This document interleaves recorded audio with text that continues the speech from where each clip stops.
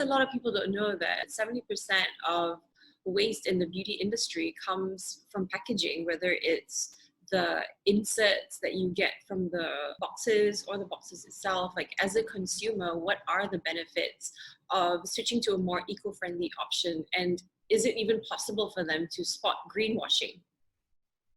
Yeah, so I mean, firstly, eco-friendly products, they have the benefit of being produced without harsh chemicals, but also, you know, as you mentioned, the packaging is, you know, they're made from normal packaging is made from toxic plastic byproducts. So eco-friendly products aren't using all those, none of the toxins and the toxic chemicals that are used have been incorporated in the products. So the production and use of eco-friendly products aren't only good for ourselves, but that's also good for the environment.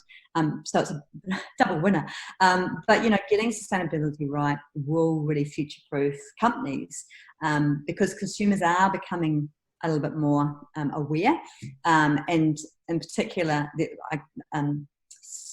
some research that I found that was led by millennials and Gen Zs, that they are starting to demand it a little bit more.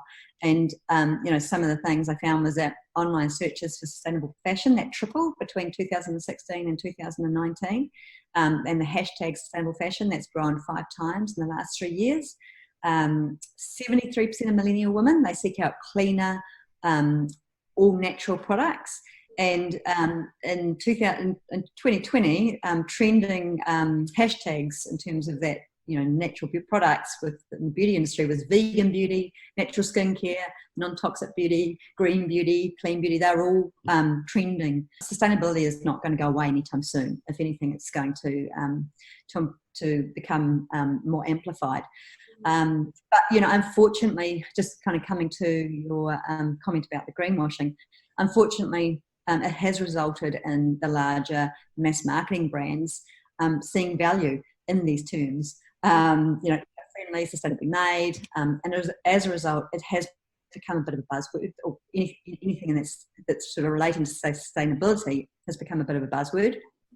And, you know, so a lot of these companies are using them for marketing purposes, and they're misleading, they're vague in what they say, so that, you know, you could assume something that's not necessarily correct. And in some cases, there are some false claims about, you know, what's going into their, or, you know, what their product is all about. So I think, again, that comes down to us taking responsibility for our consumption behaviour. And I think it's important that we do read the labels.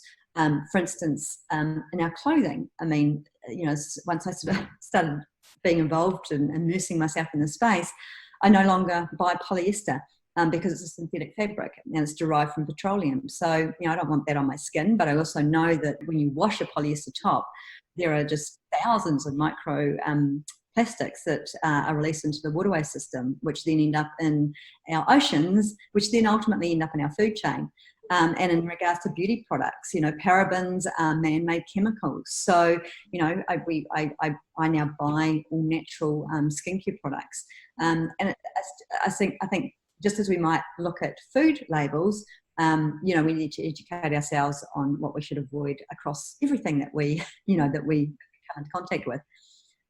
You know, another great way to find out whether a company is greenwashing is you could do a Google search on their website. And if a brand is truly sustainable, they'll clearly communicate that sustainability story, and they will also provide a full transparency in how they operate, because it's, you know, it's an integral part of the business, and it's what they're most proud of. So I was in the supermarket a few months ago, and I was walking down one of the aisles, and there was a brand. I picked it up thinking, oh, it's an organic brand, new organic shampoo conditioner brand.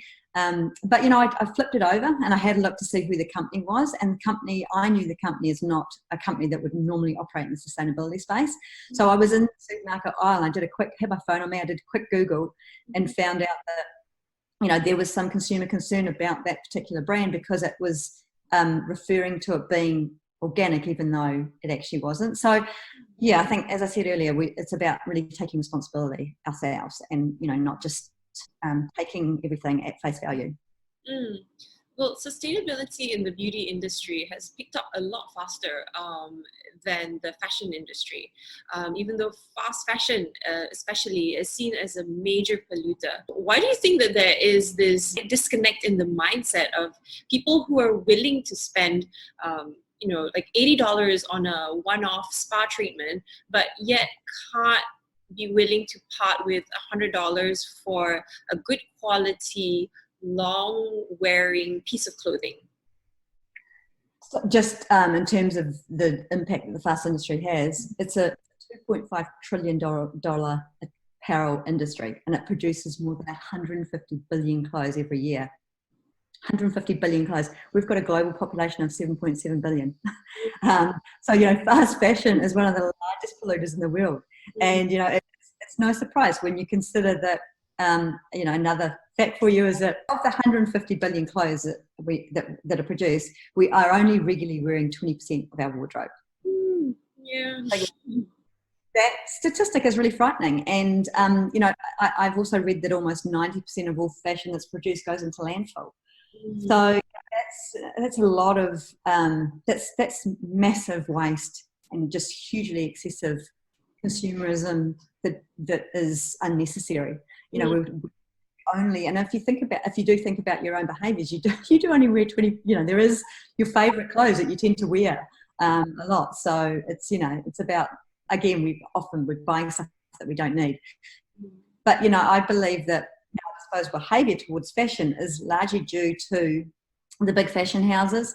They have been for many years been manufacturing cheap clothes. They drive demand through their slick marketing campaigns. They use aspirational people to that we want to be like. And then whilst with all of this, they're also, in some cases, I've also read that some cases, some of the fashion houses are releasing up to 52 micro seasons a year, which is ridiculous. So, the goal of these companies is to encourage us as consumers to buy cheap, to wear a few times, start it, and then to go back and buy more. So, I think as consumers, we've been conditioned, and particularly in the fast fashion with clothing, we've been conditioned over the years to buy the latest trends. And we're encouraged to take advantage of sales. There's the heavy discounted prices and special offers that are often, there's no time in the year now where there's no reason for a sale. Retailers will always find a reason to go on sale.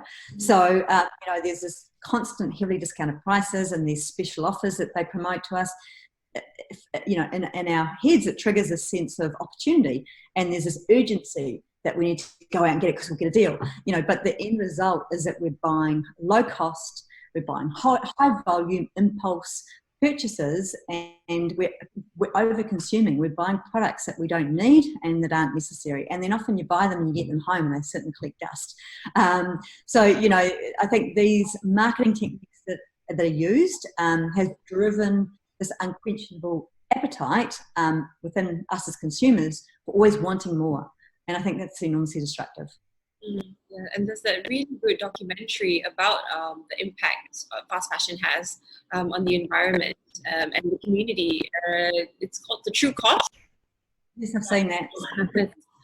That was life changing for me.